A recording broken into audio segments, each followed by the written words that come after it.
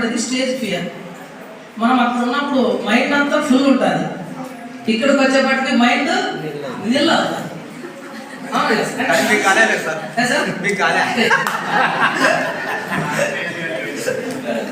మనము అందుకే సార్ ఈ డైలాగ్ నేర్పించడంలో ముఖ్య ప్రాముఖ్యత ఏమంటే పిల్లలు స్టేజ్ ఫియర్ అంటే స్టేజ్ ఫియర్ ఏమవుతుంది సార్, మనం ఐ టు ఐ కాంటాక్ట్ చేస్తాం సార్, అంటే ఖచ్చితంగా కళ్ళలో చూడాల్సి వస్తుంది. ఆ చూడాల్సి వచ్చినప్పుడు మనం ఎవరైనా ఏం ఫీల్ అవుతామంటే వాళ్ళు ఏమనుకుంటారు అనేటువంటి ఫీలింగ్ అందరికి వస్తుంది సార్. అది ఏమంటే నెంబర్ ఆఫ్ టైమ్స్ స్టేజ్ ఎక్కడం వల్ల పిల్లలు దాన్ని నేర్చుకోవడం వల్ల అందుకే మనము ఈ ఆగస్ట్ 15th కానీ మన రూతర్పాడు అల్లూరు సీతారామరాజు వేషం వేయించి పిల్లలుగా సార్ చిన్న ఒక 2 డైలాగులు చెప్పి ముగించేస్తాం సార్.